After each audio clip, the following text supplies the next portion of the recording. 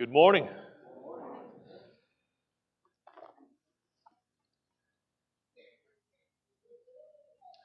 Have you heard of a thing called family values? The answer to that is duh. Hopefully we've been hearing about that for at least the last couple of decades as family values, but hopefully we've heard about that all our lives, and we've seen that all of our lives. This morning I hope this lesson to be very practical because as has been made more obvious for us this week, tragedy can strike at any minute. In the blink of an eye, your whole life can change. These kinds of things that we're talking about this morning are the kinds of things that we can do in our own homes to fortify our children against the world in which darkness seems to reign sometimes. It doesn't, but it seems to.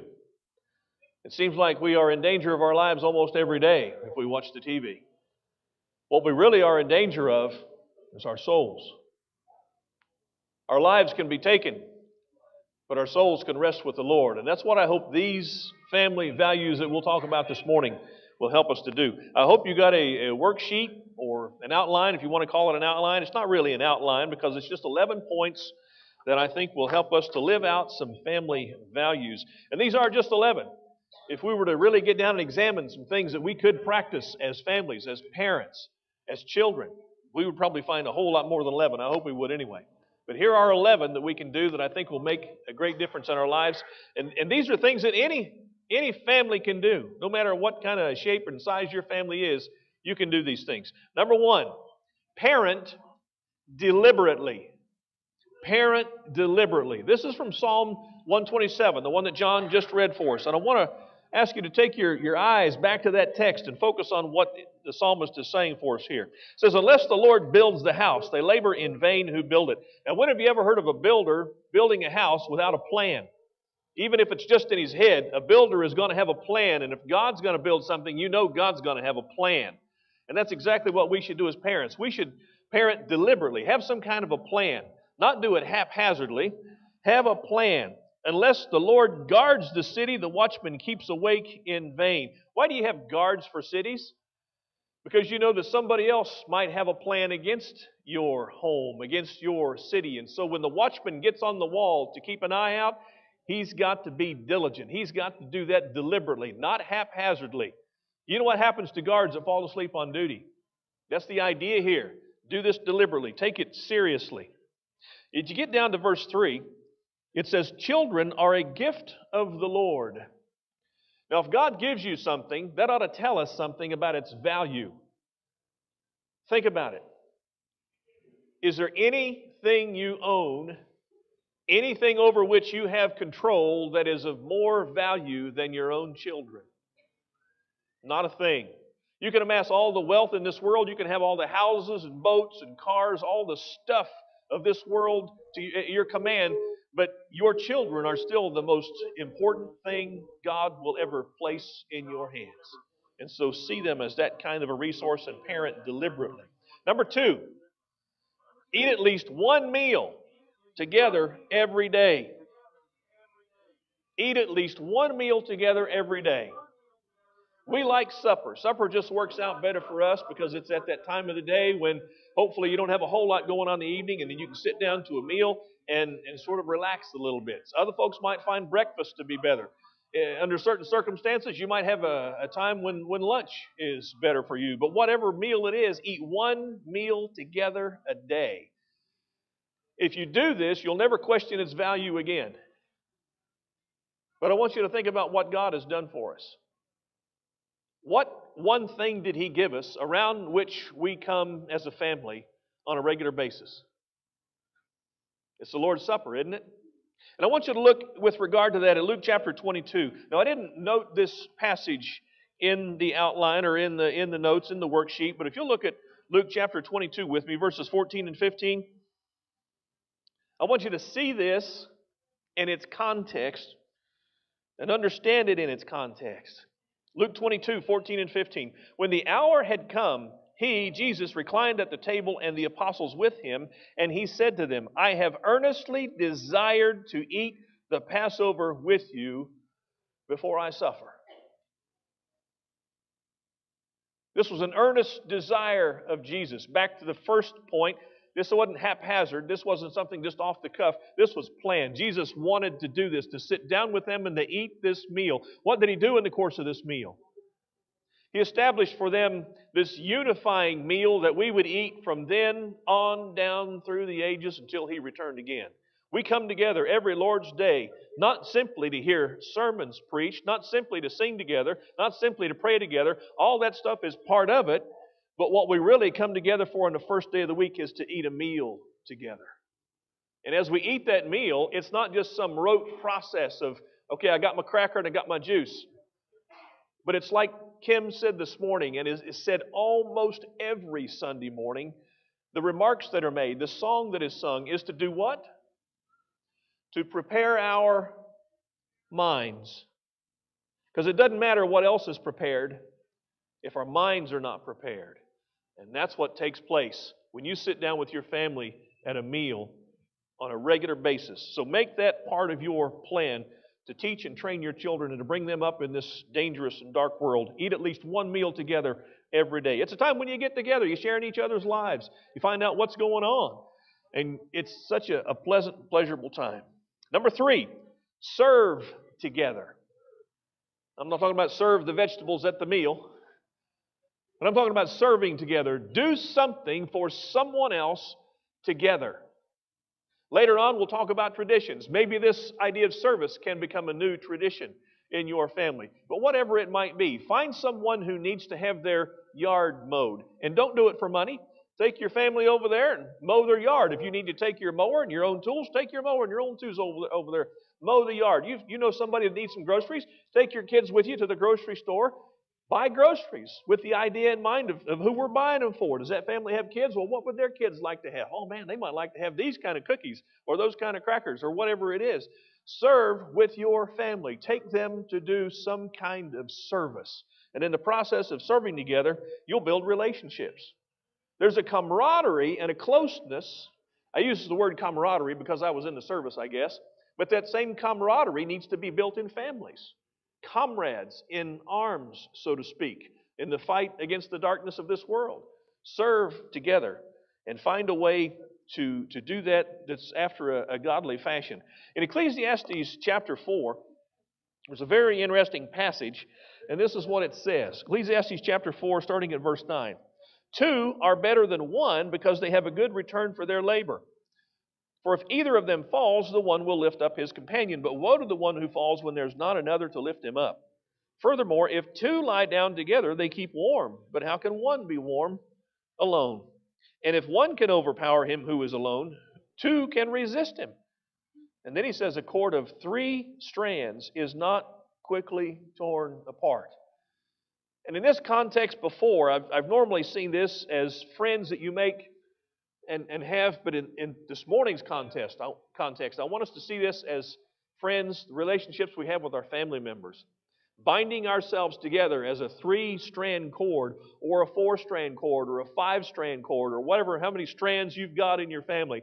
Bind those strands together by serving with one another. That's a marvelous way to do it. Number 4, plan activities together. Plan some activities together. Now, when you're the parent, it's so easy to say, well, this is what we're going to do this weekend, kids. We're going to go here, we're going to do this, or this is where we're going to take our vacation. Well, why not bring your kids to the table, another use for your table, and say, kids, we've got the summer in front of us, or the fall, or whatever time it is, and maybe you'll have to obviously take the calendar and mark out some dates. Maybe it's just a weekend, maybe it's just one day. Whatever it is, it doesn't have to be just a vacation. It could be any kind of activity. But whatever that activity is, whether it's going to be for a few hours or for a couple of weeks, plan that activity with your family. Sit down together and let everyone have some input and take part in the planning of the activity. What this does, it gives you all something to do together. And now once you've got it done, you've got something to look forward to together. And everybody knows it's not just an assignment to go on this trip or whatever, but it's something that you have planned together. In Proverbs chapter 16 and verse 9, this is a passage that I've come to love through the years because it gives me such a comfort. It says, the mind of man plans his way. Proverbs 16:9. The mind of man plans his way, but have you got it? Are you reading that? What does the rest of it say? But the Lord directs his steps. Now give that some thought. You're coming together as a family to plan some activities. Just something fun. Hey kids, next week, such and such a movie's coming out. Maybe it's the movie like Brave. How many of you went to see Brave? I saw the previews for that and I thought, oh great, another movie about a rebellious young woman with an attitude. Well, then I went to see the movie Brave. That was a great movie. How many of you went and saw that and thought, that's a great movie. It's a great story with a great lesson, a great moral. So those kinds of things can work out really well. Might be a movie, might be a trip to the zoo, might be a trip to a museum. It might be just a trip to a burger joint you've never been before. But plan some activities with your family. And when you make those plans, realize the Lord is the one who's actually going to direct your steps. And don't you know the Lord's looking down on us with pleasure if we're trying to get something together as a family just as He would have us to do it. Number 5, give your children an opportunity to contribute to the family by doing things that benefit the family. Now, this is a dirty word we don't like to use very often, but the word is chores. Chores. There's something, however, about doing chores, something about working, something about doing something that benefits the family, that draws you in as part of the family, because in your subconscious mind, you realize now the family is depending on you. And when you've got people depending on you, that draws you in closer in your relationship with them. Now, of course, these things need to be age appropriate. You wouldn't tell a 3-year-old, come wash the dishes. Unless they're paper and they just throw them away. But as they are appropriate in age, find something for them to do. A 3-year-old can put their toys away. I'd like to hear an amen. Amen. A 3-year-old can put their toys away, and there's no reason. Don't you stand back as a parent and wimp out, oh, poor little thing's tired, it's crying, it's so upset. No. It can put its toys away, and it needs to be trained and taught to contribute to the family. And if it doesn't do what it's supposed to do, there ought to be... Oh, wait, I'm getting on to another sermon now about spanking. But at any rate, we need to teach and train our children to contribute to the family. And it might not always be pleasant for them in the beginning. But how many things have you had to do in your life that might not have been pleasant in the beginning, but you look back on them and you say, man, I'm glad I had to do that. I'm glad I was instructed and taught and trained and brought along to do that. There's so many good things in life that we tend in our immaturity to shy away from. But those are the very things that help to bring about maturity and an increased vigor in our wisdom and our insight into the world. Number 6, make a note on that 5th one. Teach your children to contribute. Acts chapter 20 and verse 35. How many of you know what Acts 20:35 says? I'll just ask that to throw you off course while I look it up real quick. Acts chapter 20:35 says this. When we read it together, you're going to say, oh yeah, I know what that is. 20:35, Acts. In everything I showed you that by working hard in this manner, you must help the weak, and remember the words of the Lord Jesus, that He Himself said, it is more blessed to give than to receive. And most of the time, what we really need to give are our efforts in work more so than our cash or our money. I hope you found that to be true, because it really is true. Number 6, limit extracurricular activities to 1 a week. 1 extracurricular activities. Now you might be sitting there going, oh, but Marty, my kid needs to be in taekwondo and ballet and baseball and softball and soccer, and yeah, and you're going to raise a kid that needs to be in some kind of an institution later because they just can't keep up with everything. Okay, maybe not. However, do you remember what happened with Jesus and Mary and Martha? Jesus came in, He was teaching. What did Mary do? She sat down and listened at Jesus' feet. What about Martha? She was cumbered about with serving. She was cumbered. That's the idea. She was burdened with all the serving that she had to do. And whether we realize it or not, especially younger kids, we got too many things for them to be involved in, they'll become burdened down with those things. It'll be cumbersome. I really believe we need to take a look at our lives sometimes and say, is this activity that I'm participating in or my child is participating in, is this giving to our family or is this taking something away? And we need to take a look at that objectively. And I found, and I think others have found, that one activity a week is plenty enough for our children to be involved in, especially if you've got 3, 4, 5 kids. Then you got 5 different activities, perhaps. So look at that with a bit of wisdom and make your best judgment on that. Number 7, be involved in your children's activities. Aha! Now, if we're going to be involved in our children's activities, we're probably going to say as a parent, oh yeah, I want to limit those because I don't want to have to do all that stuff or be at all those places. But whatever activities your children are in, be involved in that. Now, how can you do that? If your kid's on the football team, where are you going to be at every game? You're going to go to the game, support your child who's in the football team. What if your kid's in the band? Go to band. What if your kid's in drama? Go to drama. What if your kid is in the chess club? Play chess with your youngster. I mean, anything your kid's involved in, find a way to be involved in their lives. If they're involved in something and you can't really relate to it very well, there's all kinds of research that's easily done on the internet on whatever they might be involved in. Find out about that. Learn some questions. And then it's interesting. You can go and you can ask your kid a specific question about something and they'll go, oh, yes. Oh, how did you know what a Pokemon was? Or whatever. There's all kinds of ways to be involved in your young people's activities to show them that you care, and it will make a difference. In Matthew chapter 28 and verse 20, you remember what Jesus said there? Last verse in Matthew? Last statement in Matthew. Lo, I am with you, how often? Always, even to the end of the age. That's what Jesus said. Number 8. This one is such a duh. Worship. Worship together. Make it a top priority and prepare ahead of time. If we look at Hebrews chapter 10, this is one of those verses that we hear in a lot of sermons, and very appropriately so, about worship. It simply says this, verses 24 and 25. Let us consider how to stimulate one another to love and good deeds, not forsaking our own assembling together, as is the habit of some, but encouraging one another, and all the more as you see the day drawing near. What's that talking about? That means you're looking towards the future. You see the day drawing near. Hey, Sunday's coming. And typically, when I read this, I think in terms of my brothers and sisters in Christ. Who's the first people I should think about as a father? First people I should think about is my own family. What good does it do if I'm provoking everybody else in the church to good works and love if I fail to do that for my family?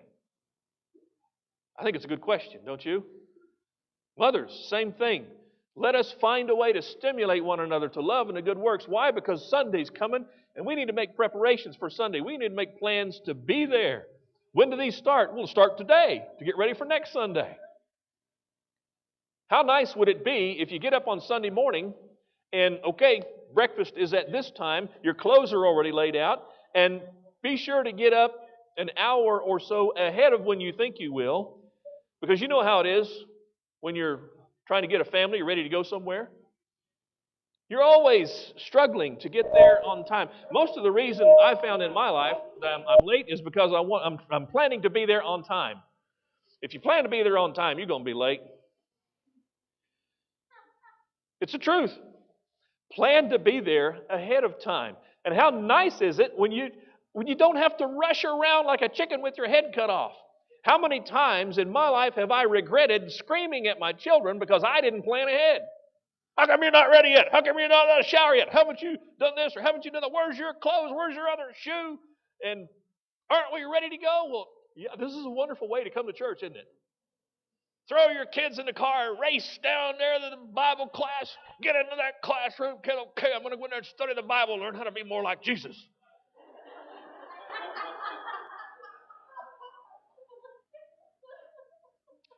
Is my face red? I'm sorry, I just sort of channeled a little bit of my past. But tell me it's not the truth. Tell me it's not the truth. We need to get ready ahead of time. We need to make plans. How often does Sunday come around? Once a week. When did we change our Bible class time to 9:30? It's been quite a while back, hasn't it? We're well aware of that. How do you get up early on Sunday to do that? You got to plan ahead and go to bed early on Saturday night. Oh, but it's Saturday night. That's when I stay up and play on the internet until 1 o'clock in the morning. Do I need to say anything about that anymore? Plan ahead. Worship together. There's no substitute for that. Number 9, come up with your own family traditions. Family traditions are marvelous. They tend to draw us together as families. And it's the craziest thing in the world how this works. But I remember back in about 1976 or 77, I forget which year it was.